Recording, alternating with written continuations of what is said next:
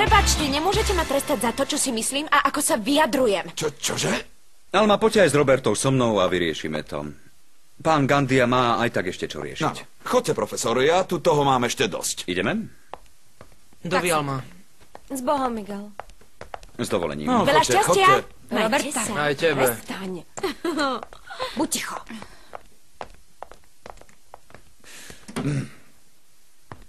Váš problém je oveľa vážnejší ako ten, ktorý sme tu teraz museli riešiť so slečnou Pardoovou. A čo urobíte?